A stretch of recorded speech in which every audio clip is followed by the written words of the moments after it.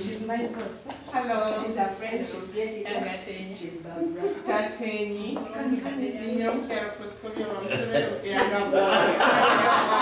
Zimbabwean, but I'm UK resident. Oh, pleasure to meet you, and you're welcome to the kingdom. And Atabori, she's the new president for Mothers Union. She's my boss. And she's my friend, my sister and colleague minister.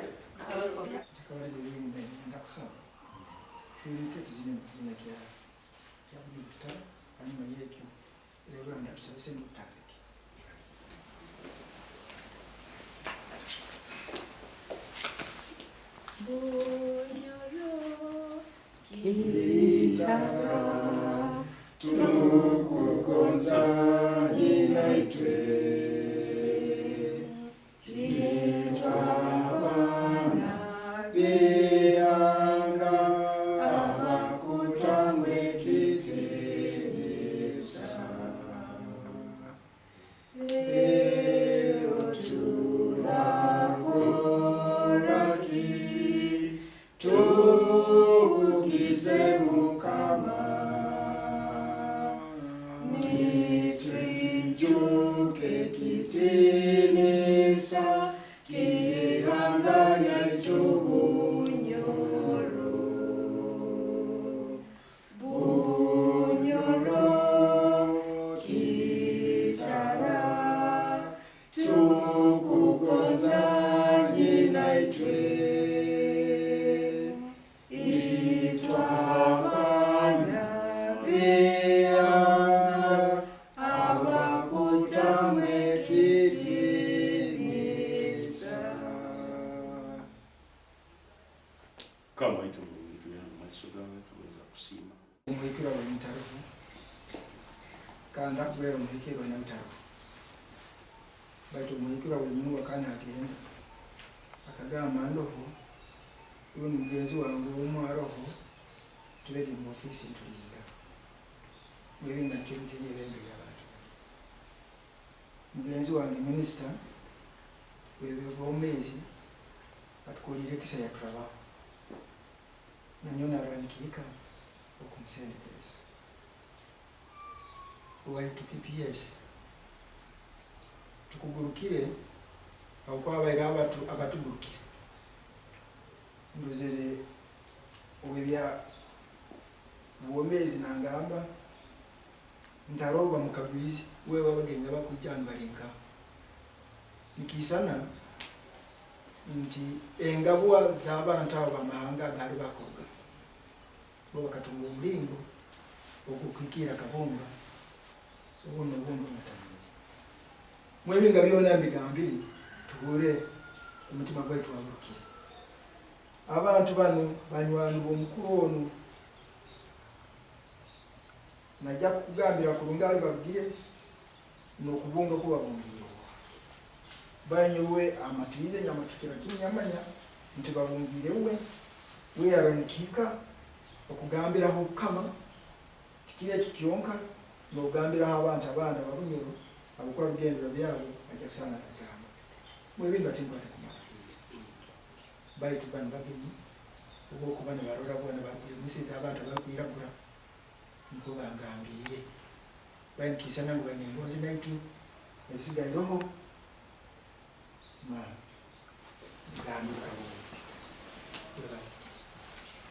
Your Royal Majesty, before you use your meeting, Jubilinka Joy Council, Minister of Gender and Health from Bunyoro Kingdom, I've come with these ladies. They are my sisters and friends.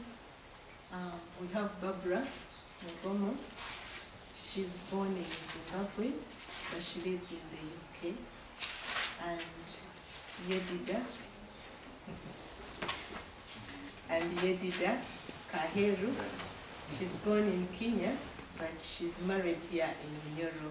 In fact, her home is in Tabigambire, but her home is in, she was married by a Bunyoro.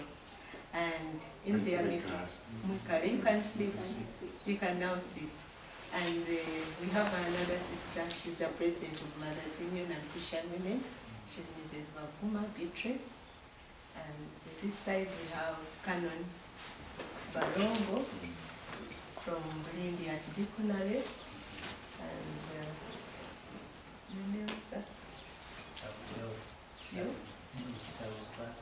Deo Sauzi is their driver, and Mr. Mfumu is the coordinator for the teachers who are working with the kingdom in matters of HIV/AIDS, and also the Honorable Prime Minister.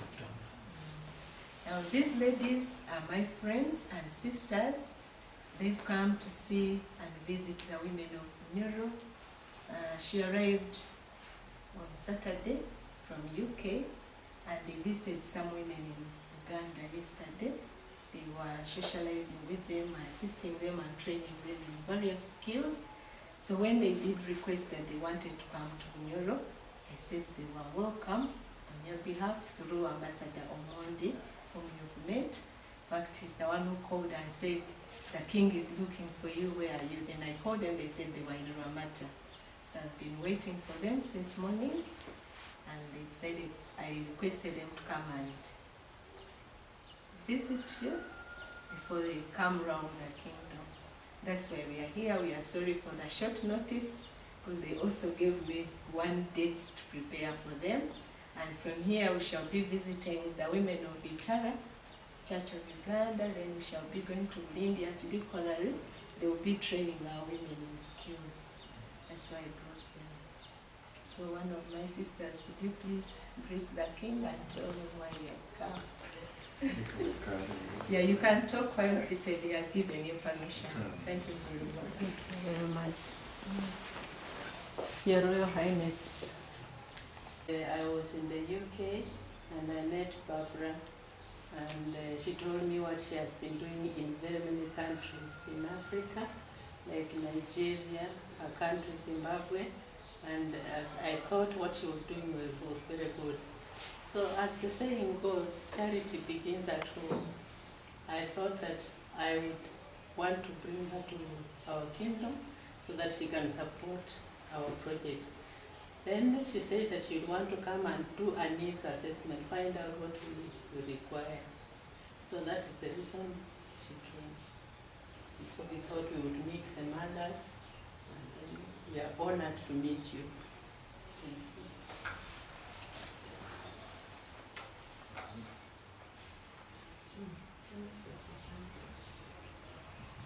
Your Royal Highness, it's an honor to meet you. My name is Barbara Nyakomo. I was born in Zimbabwe. I went to the UK 18 years ago as a nurse to cover the National Health Service shortage. I've been there since. I'm married to 2 children. I've since involved in another profession as a social worker and working with communities in UK, homeless people and all African nationalities, immigration and asylum issues, looking at their health and social welfare needs. And then I've been working with my sister, she died online mostly, to try and improve the lives of women, because from Zimbabwe they said women are the backbone of every society. If they are stable, the children can go to school, they can afford health.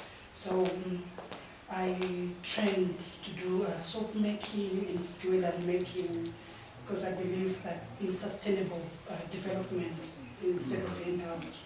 So I'm hoping I'll be able to teach the women in the kingdom to do some of those skills so that they can be able to earn something and improve their lives.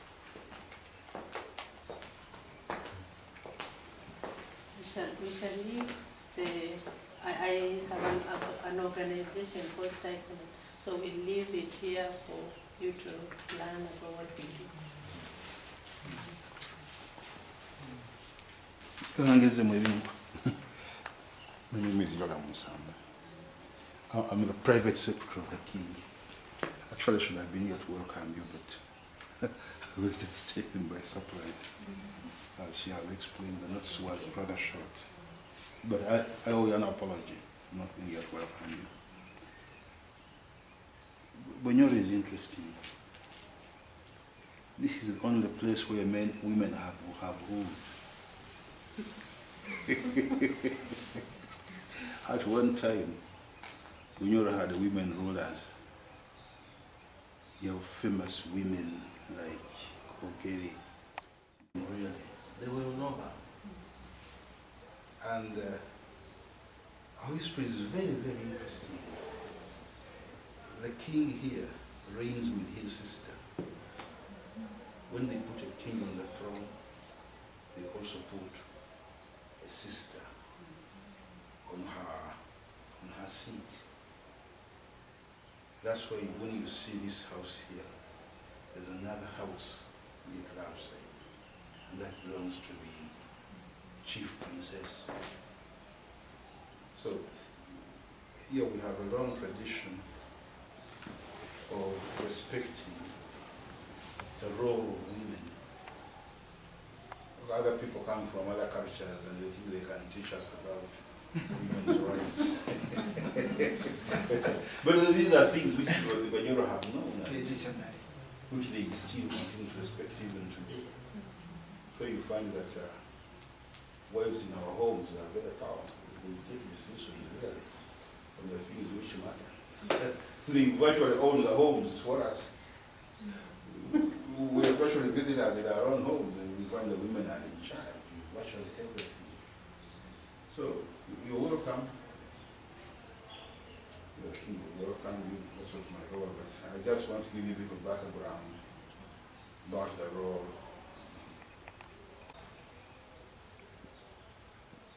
Reproductive health issues. Actually, he has for some years now had an ongoing campaign against early marriages, which translates into adolescent reproductive health issues, like adolescent abortions. You know, there was a time here when people were very excited marrying 12 or 13-year-olds. But this has virtually stopped because of the initiative which His Majesty has taken. And he has campaigned against this, and he has put in place some institutional measures to make it difficult for people to do that. Nowadays, if you're going to marry somebody's daughter, she must be 18 plus. Because His Majesty issues you a certificate of introduction if you have done it right. If you've done it wrong, you don't get that certificate. I know the church used to talk of 14, 16. I don't think the church now has changed. But His Majesty has changed. If the girl is not 18, that marriage is discouraged. And when you attend those ceremonies in the villages, the first question they ask you, did you pass through the palace? Have you brought a girl who is mature? Are you going to treat yourself to somebody who is mature?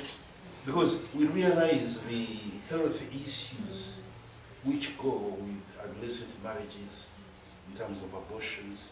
And these things used to translate in very high levels of maternal mortality, which involved these adolescents. Because the figures when we started were somewhere around 805 per 100,000. Now we are somewhere in the 300s or so. But it's not that we've been responsible for that. There have been other people involved in this campaign, but His Majesty has been involved in that campaign. The other campaign His Majesty has been involved in is the campaign against HIV/AIDS. And where he's tackling it again from a cultural point of view. People don't know how to celebrate. If they celebrate Christmas or Easter or any, as nowadays they have invented something they call Valentine. It is 666. And His Majesty is always telling people, don't celebrate irresponsibly. So he's been again carrying that message all the time, reminding his subjects that celebrating Christmas is not about irresponsible sex. You see, these are things which His Majesty is not ashamed to talk about. I've not heard the church talk about these things. Reverend Barongo will correct me. We are doing the work. I am the chairman of Anti-AIDS in the diocese. Yeah, but for goodness sake, Reverend, when people, it is Christmas. Christmas is Christmas. Christmas should be not be a season for irresponsible sex. But this is what goes on when people leave your church. And you have to go around these towns and see what goes on. And I don't know how we can put our heads together and make sure that we change the way people perceive celebration. It's still a problem. His Majesty is grappling with it, but changing people's attitude towards themselves is something which is extremely difficult because it is deeply ingrained in the way people view things. And nowadays we have new challenges which have come on. We have, say, these new radio stations, and they promote radio station days. There's something which they call the Chigonzi, the wave. One radio station has a wave, and it's for all the young people are in town.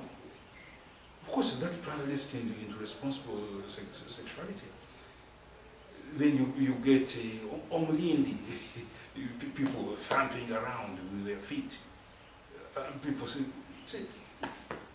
I don't know what can be done to guide people. Where does Mothers Union come in? I know Mothers Union is committed to this kind of thing, because my wife is involved, has been involved in it for many years. But still, the outreach to the young people in the villages, to the youth on the streets, to the enormous work ahead of them on trying to mold a healthy and responsible kingdom. That's what I see. And we wanted to remind you that it's not because of what we are calling civilization that we have. Bunyoro had been civilized before.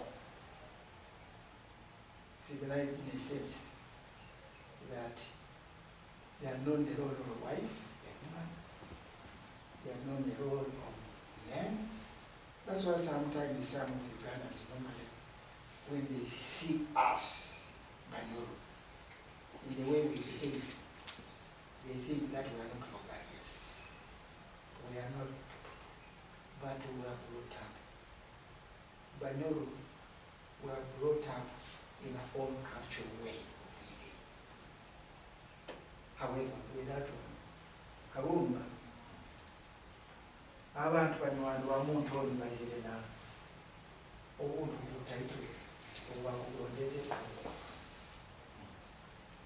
ngoza onkirisi babuye okulu basumule bikantu bakasobola kibakukala olakubikiriza okwabo basobola kusembeza abantu wasa nawe basemererwa mbekyanga kikwasirira kitwala mungalo zamu okubayindulira bayindulire hatujja kusaba omuntu omwomu lwebwowona basobola kujja tubasumulira awo niwona ate omwomu nayimuka natwala katonda olubuntu bukebuke bati olukantu kalina ekigendererwa kusirikiramu bo kusirikiramu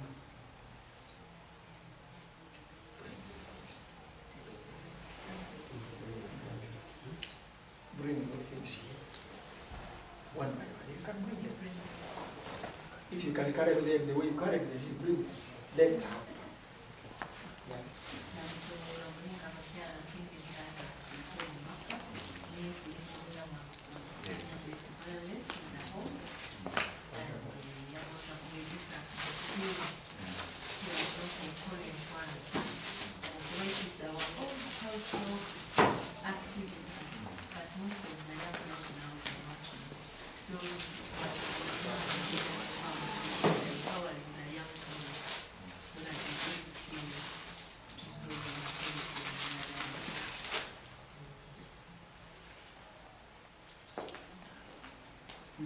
Open. You can handle your things, open them the way you want. You know very well which one starts and etc. But you are now permitted, after opening and explaining what you want to say, Explain what it is. you can let go of the work, kneel there and get handled. He accepts all of them from your own house. Okay. Yes.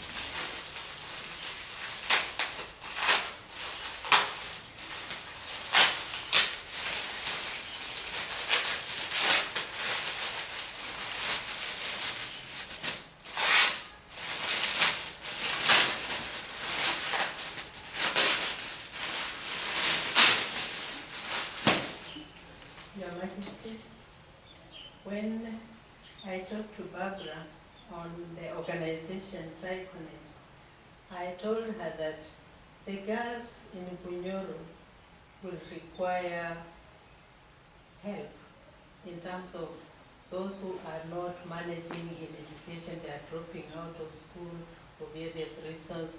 They are orphaned children who are not able to progress because of, and then they are disabled, and then the mothers who need support so that they can support the kingdom to be stronger. So we, the two of us, went and looked for something that would be a mother's empowerment. Because of the short notice, we shall send the wording and it will be put here to mark the mother's empowerment in this kingdom.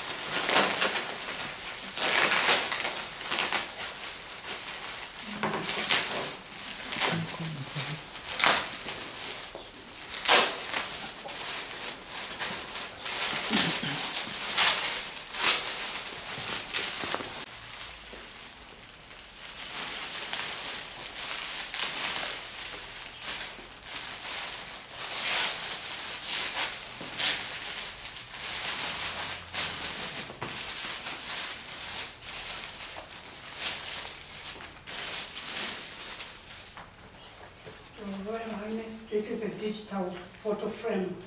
So when you feed pictures in there, they go around circulating like a little computer.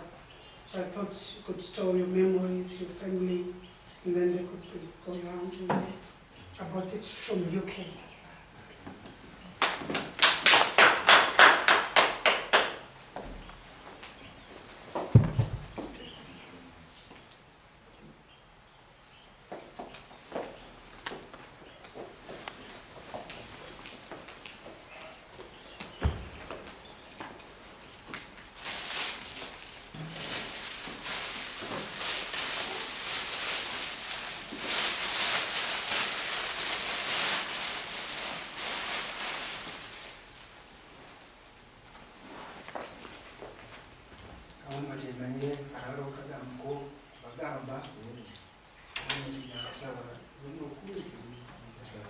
I want to thank them for coming and for what they have told me. It's very, very important. Very, very important. In fact, when Africa got independence, we would have started these things much earlier. Even giving skills to the young people, but it was not done. We still continue buying things from foreign countries when actually we should be making those things here, the women. And it is very important because in the olden days, before our country was taken over by the European government, indeed, the mothers were protecting those young children. And the young children would not get married just like that. They would be protected. And they would not do what the young children are doing now. HIV, AIDS, is spreading, other things are spreading. In the olden days, that was not being done. So it is important we start again, and I think contacting the mothers and telling them to protect the young children so that we don't die. And they should be having skills. In fact, here in Bunyoro, our people who resisted colonialism were defeated. After defeating, the white people said no development in Bunyoro for 100 years. Up to now, we don't have even university. That's why our people are in poverty. And yet, this country has got a lot of minerals, we should be producing a lot of things. So, I'm very happy. Should continue telling everybody that we must now bring change. We must change our country. We should not keep quiet. We are no longer in tribalism. Thank you very much for what you have brought and what you have shown me. I will continue actually talking to the people.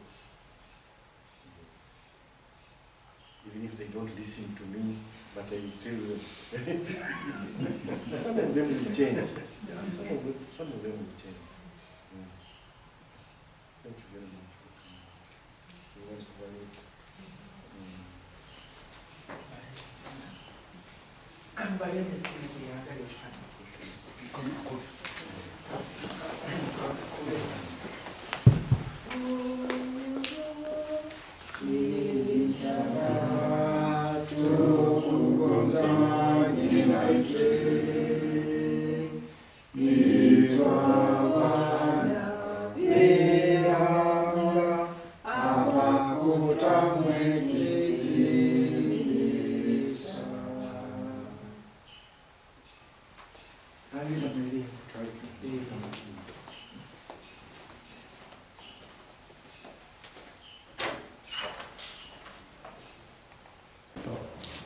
Now, we can do you can see? Look at those eyes. Now,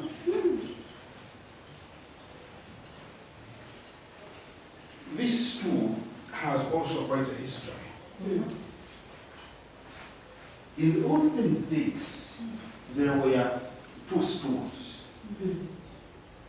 One stool was, you see, this palace was divided into two chambers. The front chamber, where there was a stool, and the rear chamber, where there was a second stool. The stool at the front, you see there. I don't want to be the truth. No. This is concrete. It's concrete. Yeah, it's concrete. It's concrete. Now, the stool in front was covered with leopard and lion. And the stool in the back room was covered with 9 skins of white cattle. Now, on the 11th of November, 1894, there was a battle at a place called Bedin, close to Masini. And the king's stool was captured and looted. We didn't know where it was until when somebody recognized it in a museum in the UK. So in 2011, when we traveled from Geneva with the king, and we came to the UK, we went to Oxford, and we found this stool in Pitt Rivers Museum. It's not a museum piece there. That's the stool which the king used to sit on. Now, in 1895, Ernest Beckley, who was the governor at that time, they used to call them commissioners, decided to depose the king and put his 4-year-old son on the throne. This was Beckley's way. Because here they put a 4-year-old boy on the throne. In Uganda, they put a 1-year-old boy on the throne. The small boys would not protest. So, now the problem was, where does the king now sit? So they went to the back room and got this seat and brought it to the front. And so, 4 kings now. Kitehimbwa, who succeeded the Kawalega, Luhaga, who succeeded Kitehimbwa, Winnie, who succeeded Luhaga, and Iguru, who succeeded Gafago, who succeeded Winnie, have never sat on that stool which is in Oxford. 4. Which is called 4 haven't sat on it. It's Kawalega who sat on the real throne. But these now sit on this throne, which is an old throne, which they call Kaizirokwera. You have seen its 9 legs. Now, the Bunyoro say their first king was called King. The Baganda also say their first king was called King.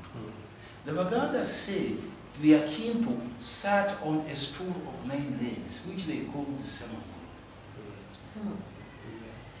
And that Semagu had 9 legs. You've seen the 9 legs. What I do not know, whether this is the very stool which that king sat on, or that stool was made in the same tradition. That I don't know. I'm trying to get this thing carbon dated, but I'm having problems with the carbon daters. We don't know how old it is, but certainly the tradition is very ancient. But one thing which I know is, 2,000 years ago, the Bunyoro and the Baganda were one people. They spoke one language. They were very, very close. So And I believe they were under what king called king. Yeah. That's what I was going to ask. Now, the king has sat on this stool, then he's presented a hammer. And he hits a piece of metal which he hits 4 times. That puts him in office as a head of the metal workers, because ours is a history of metalworking. But yes, and here you have the entire history of metallurgy. How far do we go back in metalworking? Now the ancients made articles of copper. Pure copper. This is copper. Now, if you take a careful look, you see some cracks in the blade. You can see. So copper was not a very good material for making tools. So they had to find better things. And they found this metal. We call this one apparently Umlinga. Then they found this metal, which we call Umhere. What is it? Umhere. It's not iron. It's even sharper. It's not iron, but it has the same properties as iron. It's what you call a nickel. Oh, nickel. The Egyptians called it the iron of heaven. And it was got actually from meteors. When a meteorite lands on Earth, what it deposits, if you collect those stones, you can get out of it the ore which makes this metal, which is nickel. This is what the Egyptians called the iron of heaven, and the Chinese called it Chinese silver.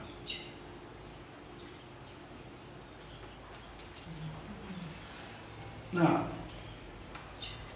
of course, there was always growing demand for metal artifacts, and the copper on its own was not enough. So to increase yield in the metals, they added other substances. And one of the substances they added was a substance called tin. When they added a tin, a miracle happened.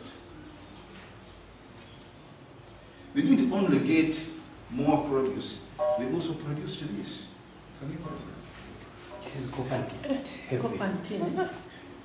Okay. It's no longer copper now, it has changed. Yeah. You see, now you're getting into chemistry. Mm-hmm. This is, Yeah. you know what this is? Yeah. You know what this is? When you add a copper and tin, what do you get?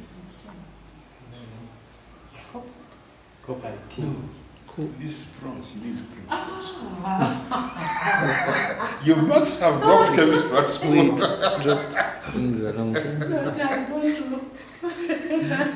This is bronze. Okay.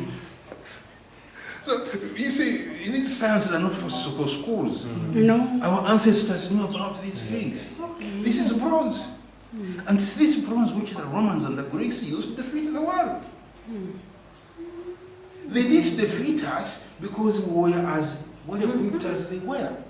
Actually, they came as far as Nubia, and they found there a woman called Manidas who had weapons of bronze. And she put up such a stiff resistance that she beat off Augustus Caesar, who turned north and went to attack the Celtics. That saved us from the Roman invasion because we were armed with copper. I mean, with bronze.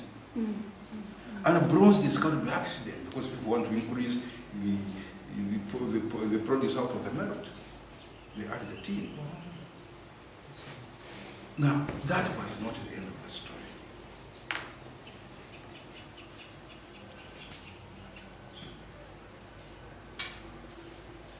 The demand was increasing for metal, for these metals. Now they added another substance. In the merit, to copper, they add another substance. The substance this time they have added is zinc. Copper plus zinc. And what comes out of it?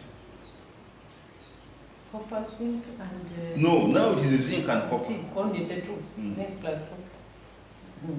This is what they came out. You can hold it. And you compare the two. You see how like this is. Now, this is brass. This is brass. You see how it compares with the others. This is now brass. So they were able to make brass. And brass was a real revolution. You know the name they gave to this spear? A fire which burnt nations. Because the military were able to move very fast with it.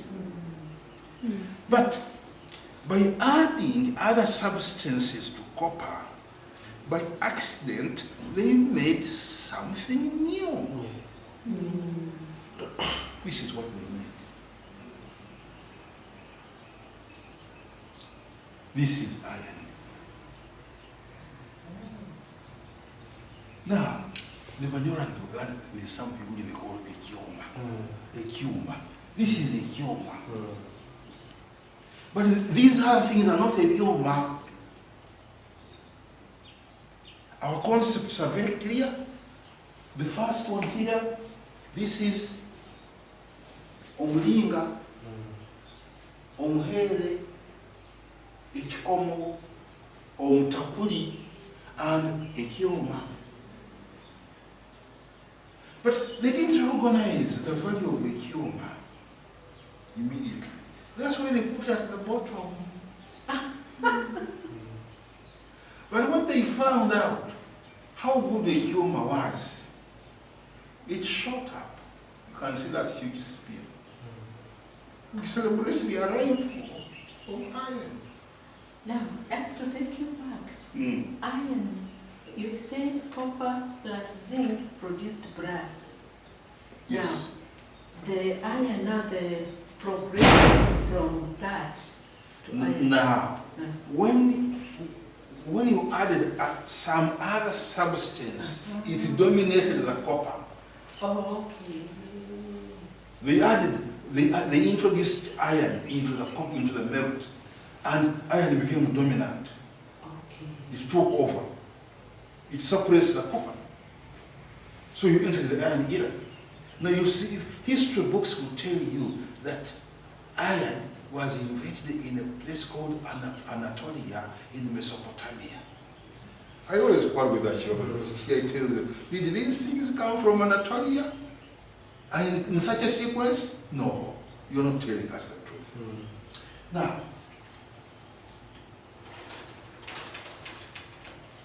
these are arrows of nickel. They have quite a story to tell. These arrows are of three types. You have the barbed arrow. It's the only one in the collection. The only one in this collection. Now, when archaeologists worked at Bigo Biamugenyi earthworks, they found arrows like that. That is simply telling you that the builders of Bigo and the owners of this regalia were the same people. I've seen historians doubting that the Wachwezi were ever involved with it. But whoever they were, I don't care. The people who were at Bigo were also the people who owned these things. Now, these are blades, maybe for archery. Again, with that matter I've shown you. But what I found very interesting are these.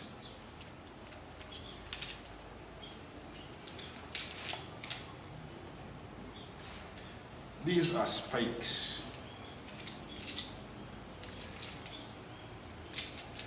Okay, it's a handful. Now, I didn't know what these spikes were until when students came here from Kampala National University. I told them, gentlemen, I don't think I know these things, but I'm showing them to you.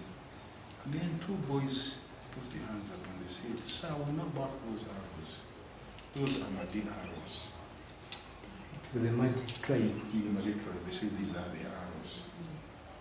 So I asked them another question. What do you use these things for? To kill people, what?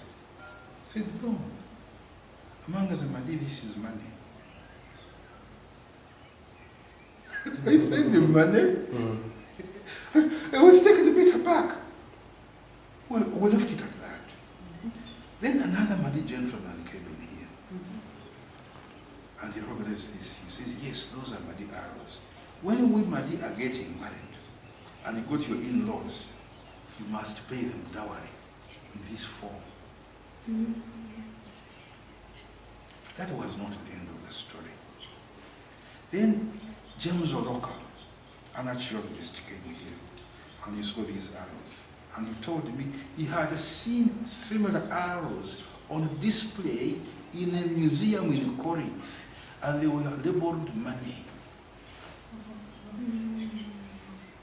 That was not the end of the story. They started building the Chrysothonia Road. And then Mr. Nasur Burhan came here. Nasur Burhan was born in Madi. He traveled to Turkey as a student and he married a Turkish girl. I mean, his brother. No. I mean, was not Madi. This was Nasur Burhan. He's now... No. Nasur Burhan is a Mahdi. Nasur Burhan is a Mahdi who was born in Mahdi, traveled to Turkey for his education and became an engineer. Now he has come back as a road builder. But his nationality is a Turkish nationality. He recognizes these as Mahdi arrows. He says, yes, those are our arrows. Then 2 weeks ago, students from Mukono University came here. And we talked about these things. And one boy says, I know those arrows. I am also Mahdi. That is money among the Mahdi. So, I think I have enough evidence to convince you that this is money. Now, when I did some reading about this, I found out that the people, the city-state of Sparta, used this kind of money. And the people of the city-state of Thebes use this kind of money. In fact, the Spartans refused to adopt the use of coins.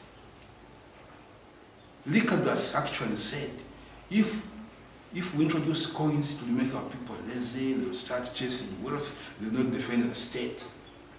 So let's continue using this. So they banned the use of coins. They continue to use these spits or arrows, if you like. Now, that is the history of these. Now, a handful of these would equal to 1 drachma. And drachmas were used in Mesopotamia.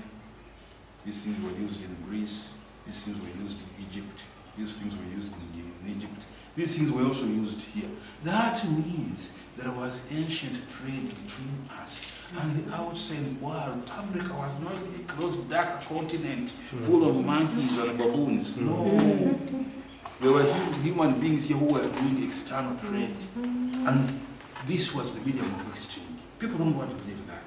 Recently I read something that a certain Benjamin who invented nickels in 1860. No, 1830. He said, the smallest coinage in America and Britain is the nickel. But this is the original nickel, because it's made of nickel. The Americans have no history. Now they are trying to invent it by telling people that they invented the nickel. The nickels were there long before they existed.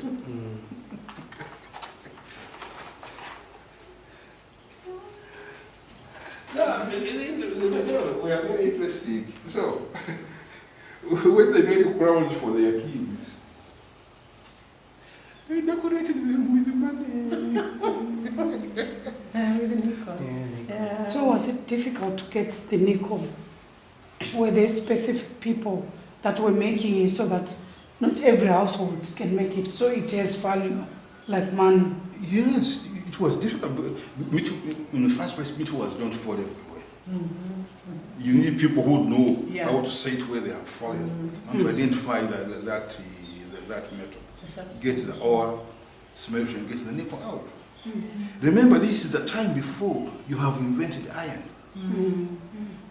It was much, so it must have been very, very valuable. So when they made the crowns for the kings, they decorated them with ancient money. Because the kings here were traders, they were barons of trade. Rene Tantada has written a thesis and describes the king, one of them called Ndahura, who commandeered Kogeri's boats on Lakes George and Edward to control the salt trade. People have fought for that salt trade. It was not just look at who started it. Others had done it before him. The Wachuis had fought over that salt trade. So, the kings of Bunyoro were barons of trade. They decorated their crowns with money. Not only this form of money, but also this form of money. Cowrie The shells. cowrie shells. Now when people see this, they say, hey, those things are satanic. There's nothing satanic there. You have heard of these things for the last 13 years. They'll never kill me. There's no Satan involved. These were simply symbols of wealth. Now this one belonged to a ruler here before the era of kings called Nzinga Kanyagoma. He was controlling Bugoma, and this place used to be part of Bugoma. And he used to control a bridge here across the river. And he fought with Ndahura. And Ndahura captured him, took out his crown, and he drowned in Lake Albert. Is that the original one? Father Halloween, he sent him to have a drink. Of course, the Wachuis used to kill their victims by drowning them. Is this the original one that they used? This is the original one. It's thousands of years old. They are not things which were made yesterday. And you can see these glass beads used to come all the way from India. So there was ancient trade. You see, that is an unwritten history. Now, these are feathers of the red parrot. You only find this parrot in the Albert and Grepe.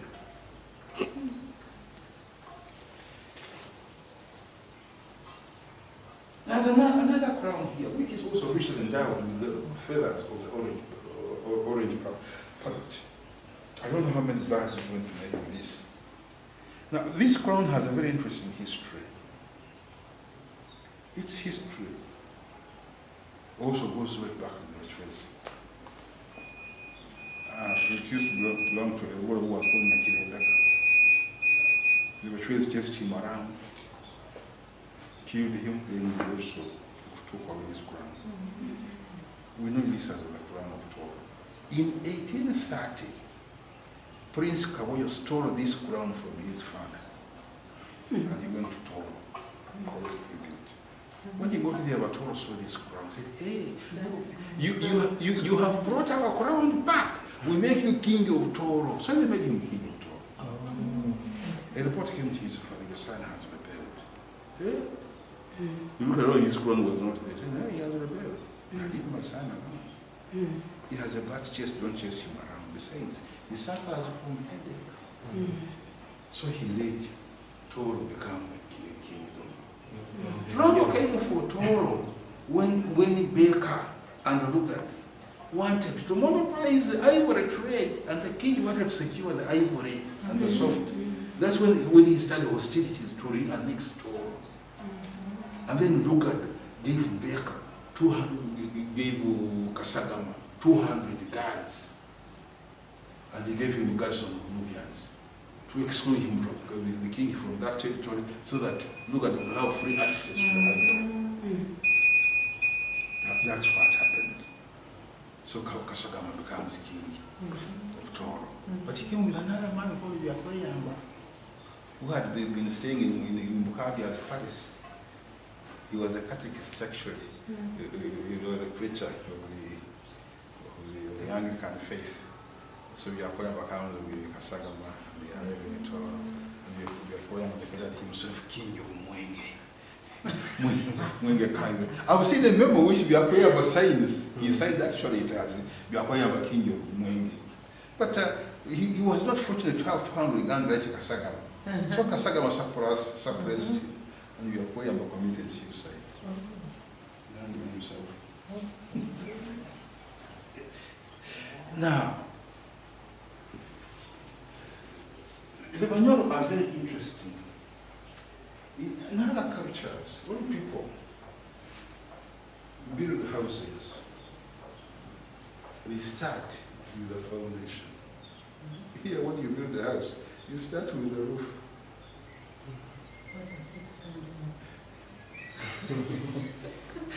The grass. This is the ekisu. The corn, ekisu.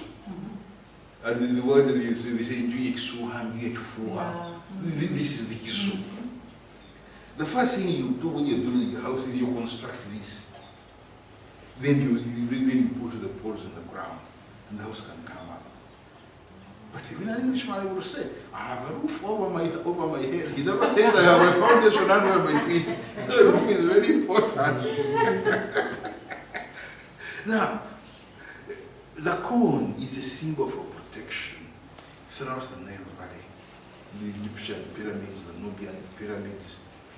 In Nubia, when they buried the dead, they always gave them the corn artifact. So, if you lived under a corn, under a house, you are protected by the king. And the king is a powerful lion. That's why you worship him when you say, "Long live the king of Bunyoro." This is for the lion. But the needlework, look at the needlework inside. Absolutely fascinating. And so how they do the needlework. So these ones are going from the neck here. Yeah, The long the one. lions men, yeah. I don't know how many lions perished because of this. How many? So they used to do this needlework long time ago. Yes, it's ancient.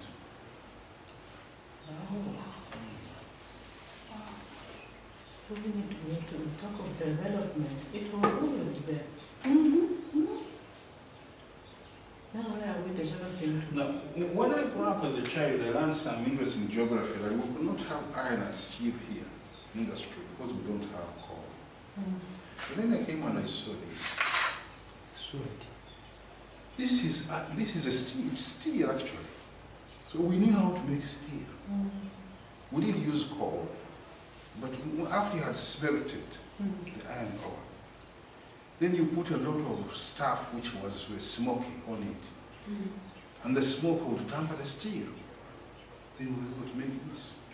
And this culture was known throughout the Nile Basin and the Kagera Basin. This, the king is handed this, and it's supposed to be a symbol of justice, that you should cut the cases properly. So I end up with some.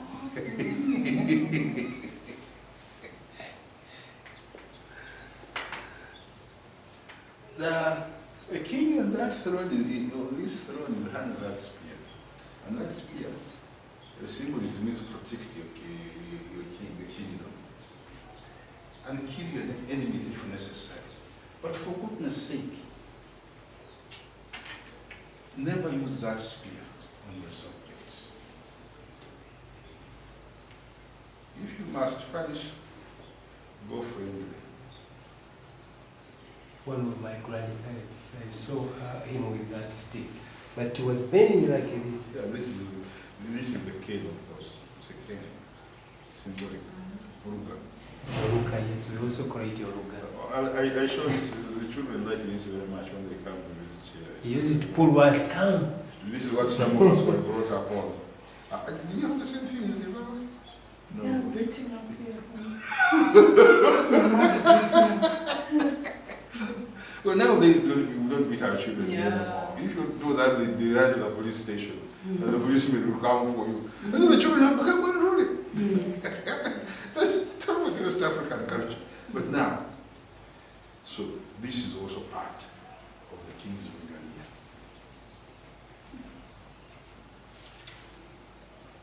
When he sits on that throne, he's handed an iron hole. This is the Bunyoro hole.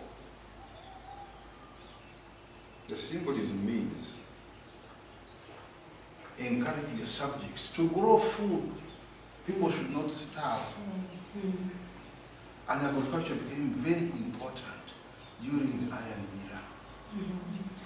People were able to cut down forests and tame the land and to grow food. Agriculture was so important that it also passed into symbolism. This is a garden rake,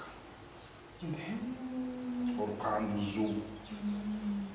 These are the fingers of the garden rake.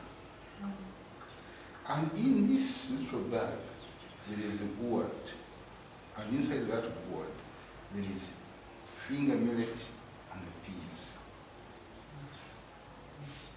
And at the bottom is millet grass. So there is no doubt in my mind that this is agricultural symbolism. But it's also the symbol of lightning. These are fingers of lightning. When it thunders here, the Bunyoro will say, please arise, don't destroy mortals. Arari was an iron age ruler called Kagoro. And when people opposed his agricultural policies, he dealt with them decisively. So his anger was like, is like to thunder. That's what this symbolism is all about.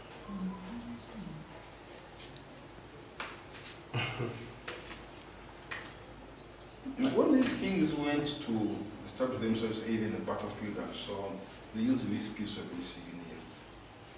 Once they put it in the ground, no one will believe. You just threw there and fought up the last man. And it was really only used to handle the king's spears.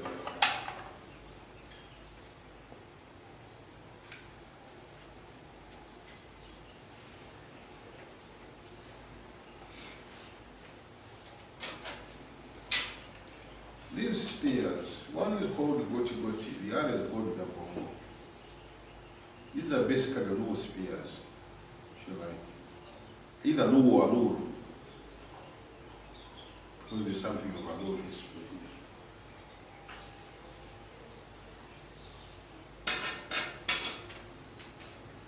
And this is the famous, you see spears like this in this country. Once you see it has a twisted base, you know that is Kagoro's spear. People still make them.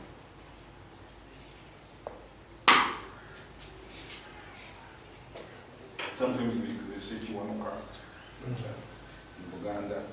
It seems to be the same person. Yeah, this is the same person. Even though we've talked of the Lukandwa, so we have it in Uganda. We call it Lukandwa.